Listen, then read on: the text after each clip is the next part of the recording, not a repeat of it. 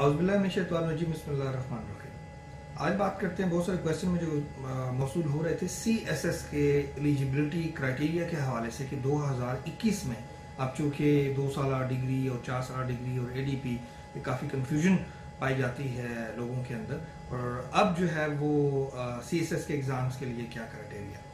तो मैंने कंफर्म किया डिपार्टमेंट से और मैं आपके सामने कुछ चीज़ें शेयर करता हूँ। उसमें सबसे पहले आते हैं हम एज पे। तो एज जो है वो उसकी 21 साल से लेकर 30 साल तक जो है वो मैक्सिमम होती है। और अगर आप सरकारी मुलाजिम हैं किसी गवर्नमेंट के आर्म्ड फोर्सेस के, 2 साल आपकी सर्विस अगर हो चुकी है तो आपको 2 साल की रिलैक्सेशन मिलेगी। और डिसेबल लोग जो हैं वो भी इसमें अप्लाई कर सकते हैं, लेकिन उसका सेंटर जो है वो लाजमी तौर पे इस्लामाबाद बनाया जाएगा। और इसके अलावा जो जिनका डोमिसाइल आज़ाद कश्मीर और AJK से हैं या गिलगित बल्तिस्तान से हैं, उनको भी 2 साल की तकरीबन जो है वो उम्र में छूट दी गई है। बाकी इसके अलावा जो है वो मैक्सिमम एज लिमिट जो है वो 30 ईयर है।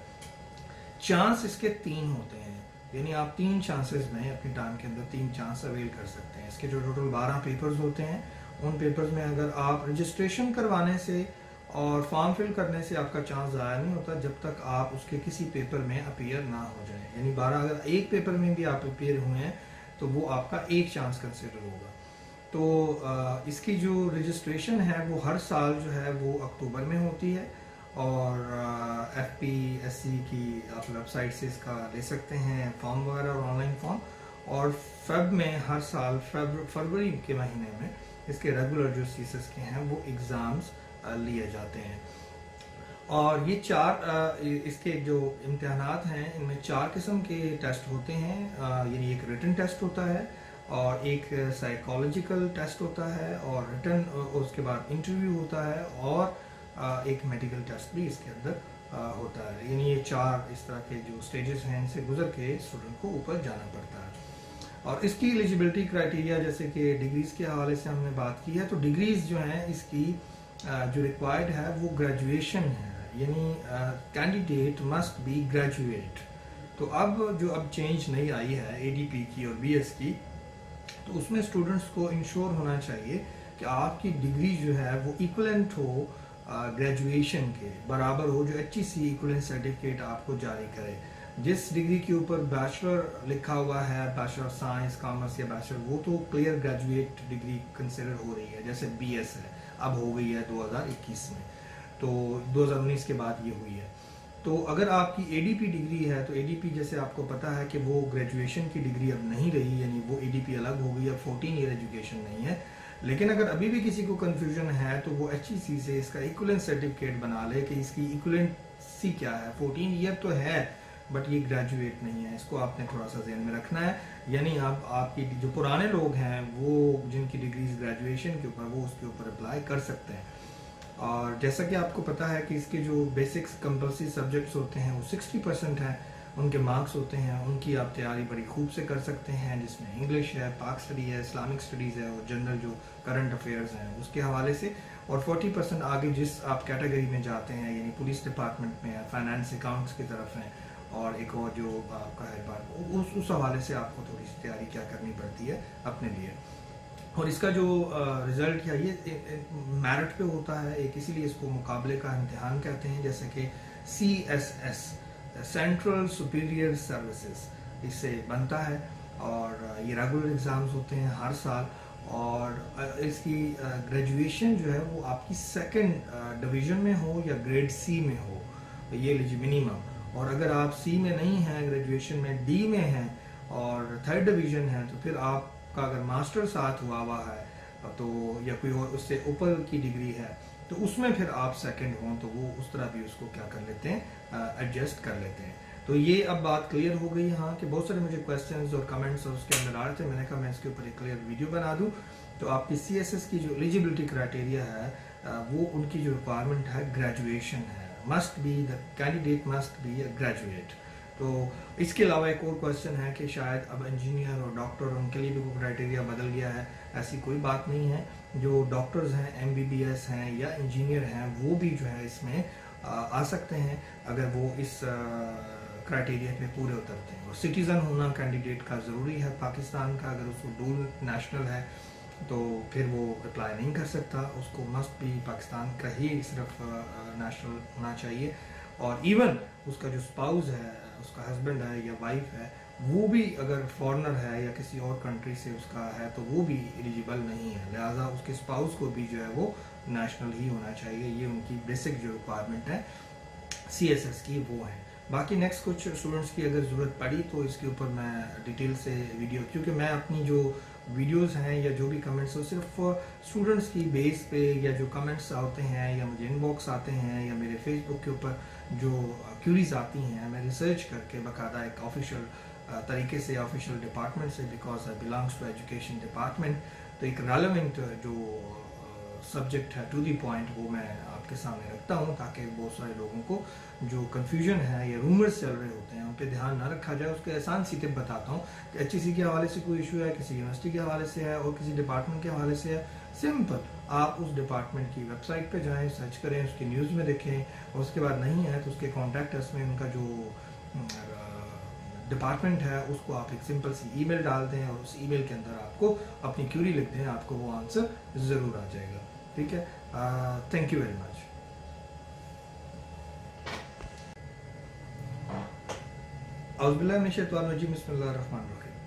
आज बात करते हैं, बहुत सारे क्वेश्चन में जो मौसूल हो रहे थे CSS के एलिजिबिलिटी क्राइटेरिया के हवाले से कि 2021 में अब चूँकि 2 साल डिग्री और 4 साल डिग्री और ADP काफ़ी कंफ्यूजन पाई जाती है लोगों के अंदर, और अब जो है वो CSS के एग्ज़ाम्स के लिए क्या क्राइटेरिया।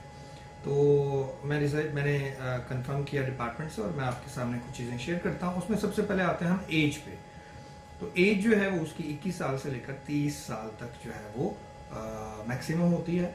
और अगर आप सरकारी मुलाजिम हैं किसी गवर्नमेंट के आर्म्ड फोर्सेस के, 2 साल आपकी सर्विस अगर हो चुकी है तो आपको 2 साल की रिलैक्सेशन मिलेगी।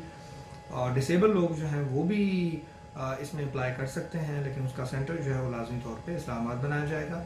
और इसके अलावा जो जिनका डोमिसाइल आज़ाद कश्मीर और AJK से हैं या गिलगित बल्तिस्तान से हैं, उनको भी 2 साल की तकरीबन जो है वो उम्र में छूट दी गई है। बाकी इसके अलावा जो है वो मैक्सिमम एज लिमिट जो है वो 30 ईयर है।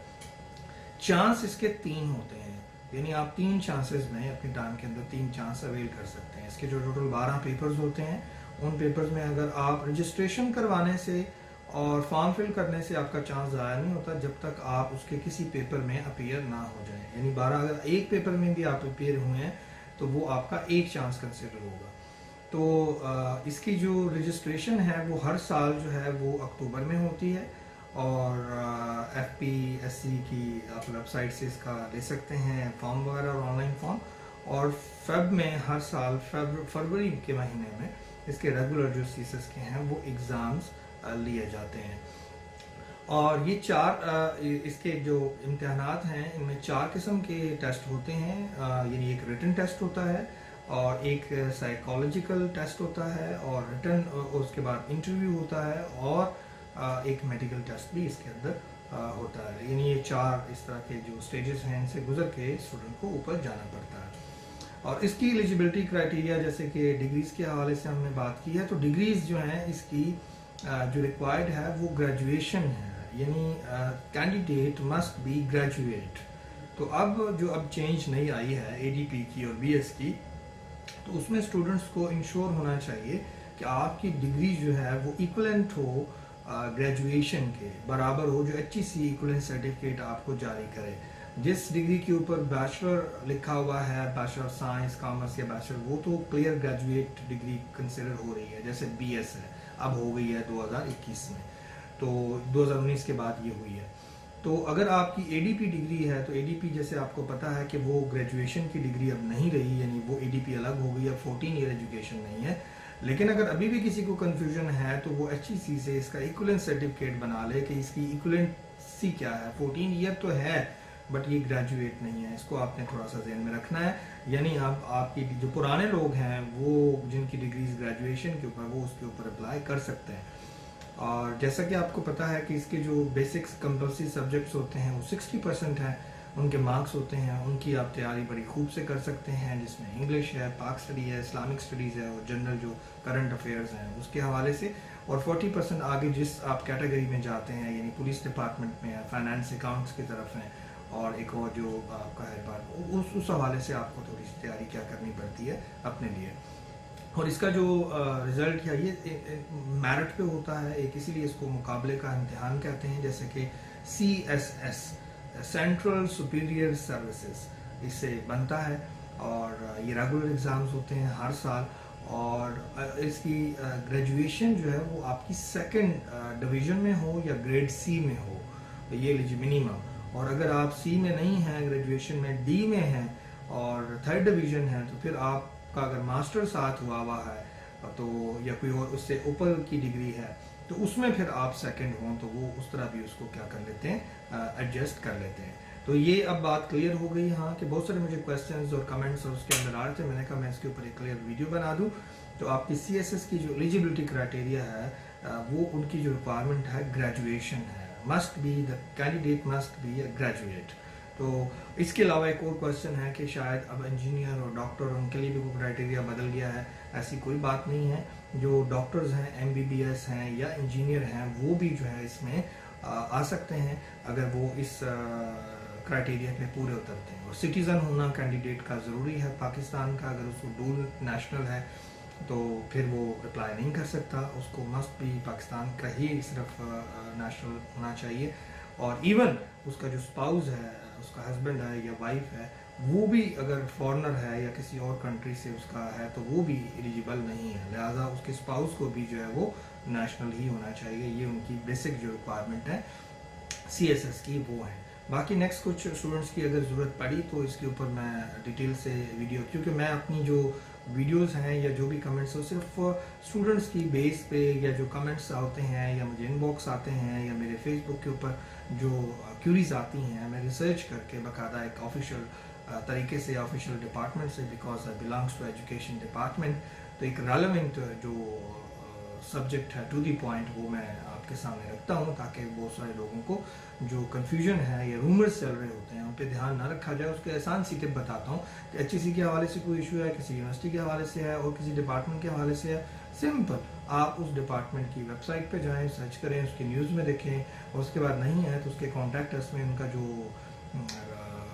डिपार्टमेंट है उसको आप एक सिंपल सी ईमेल डाल दें और उस ईमेल के अंदर आपको अपनी क्यूरी लिख दें, आपको वो आंसर ज़रूर आ जाएगा। ठीक है, थैंक यू वेरी मच।